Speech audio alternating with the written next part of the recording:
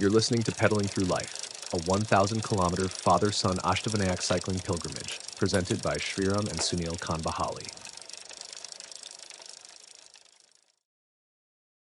Father-son cycling pilgrimage, Ashtavinayak Yatra, Day 5. Journey continued. The soft chill of dawn wrapped around us as we quietly packed our bikes at Wireless Phata. The little village still slept peacefully after the night's joyful festivities. We wanted to leave early before anyone could wake up and lovingly insist on serving us tea that would no doubt turn into breakfast and delay our start. So, with hearts full of gratitude for their warmth, we slipped away into the misty morning. The road stretched ahead like a blank page, waiting for the next chapter of our story. A morning goodbye. Our plan for the day was simple yet sacred. First, to visit Lord Shri Moreshwar at Moregaon, and then onward to Jejuri, the holy abode of Lord Khandoba, our family deity. Though Jejuri isn't officially part of the Ashtavinayak circuit, for us it was a natural inclusion, a call of faith, of heritage, and of home. Sunrise over the fields. As we reached Patas, dawn began to unfold in shades of gold and rose. Shopkeepers yawned awake, sweeping doorsteps, lighting their first incense sticks of the day. The world was just beginning to stir. Finding a cup of tea that early was no easy task, but persistence has its rewards. Just beyond the highway crossing, we found a small tea stall. The man served steaming cups of Jejuri-sweetened chai, earthy, rich, and comforting. With the first sip, warmth spread through us. The kind of warmth that comes not just from tea, but from the feeling of being exactly where you're meant to be. We paired it with a few snacks, knowing that once we turned off into the rural route, food stalls would vanish. As we left the highway behind, the hum of engines faded, replaced by birdsong and the whisper of the wind through the fields. The sun rose higher, painting the sky amber. Fields of sunflowers flanked both sides of the road, their golden faces swaying gently as if smiling at the travelers passing by. For a moment, it felt as though nature herself had lined up to bless our way forward. Through the forest of silence. Soon, farmlands gave way to the cool shade of a reserved forest. Signboards warned of leopards, deer, even the occasional tiger, but we felt no fear, only a quiet calm. Years of cycling through nature had taught us one truth. Wild animals rarely harm unless provoked. They protect, they defend, but they don't attack without reason. In many ways, they mirror the discipline of life itself. We pedaled close together, the crunch of gravel beneath our wheels blending into the forest's soft rhythm. Sunlight filtered through the canopy in golden rays, birds called from hidden branches, and the earthy scent of the forest filled our lungs. It wasn't just a ride, it was meditation in motion. As we emerged, flocks of birds fluttered above, circling their hanging nests, delicate miracles swaying in the morning light. We slowed down to watch them, smiling in silence. Moments like these didn't just mark distance, they deepened connection. To nature, to the journey, to each other. The divine pause at Moregaon. By noon, we reached the sacred entrance of Lord Moreshwar's temple. A large tree shaded the gateway, its broad arms offering the perfect place to rest. The air was thick with incense, the sound of bells drifting softly from within. Our darshan of Lord Moreshwar was peaceful, simple, complete. The temple trustee, noticing our cycling gear, smiled and insisted we stay for prasad. We gratefully accepted. The meal was humble, rice, dal, vegetables, yet it felt divine. Every bite carried love, and with it, strength for the road ahead. Before leaving, the manager, Mr. Rajendra Jagtap, said with a knowing grin, "Your bicycles will love the road to Jejuri."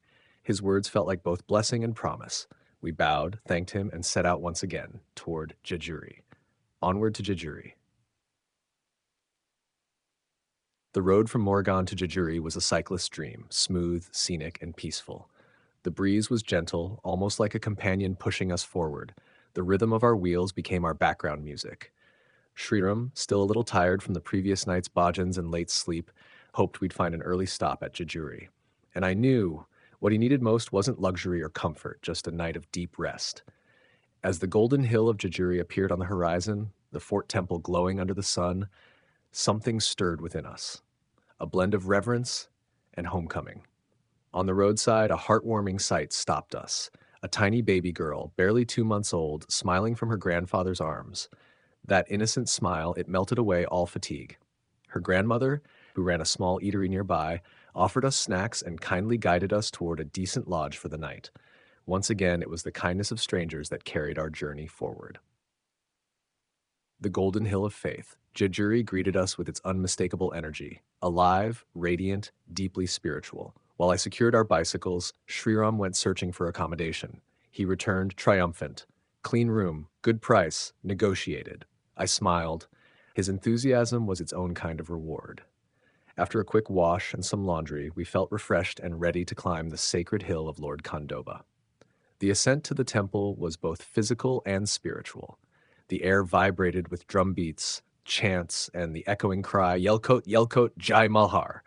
The town glowed in shades of turmeric, Jejuri's signature golden dust of faith. It clung to everything, the steps, the idols, the air itself. Shriram couldn't resist sharing the moment. He called home from the temple stairs, laughing and waving, showing the view to family, eagerly watching from miles away.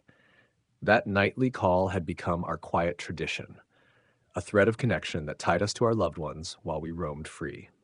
The Feast of Contentment. By the time we descended, night had fallen, and Jejuri had transformed into a carnival of lights. It was the final night of Ganesh Chaturthi, and the air pulsed with celebration. Fireworks cracked above, people danced, music filled every street. Our hunger soon joined the celebration, reminding us that even devotion needs dinner.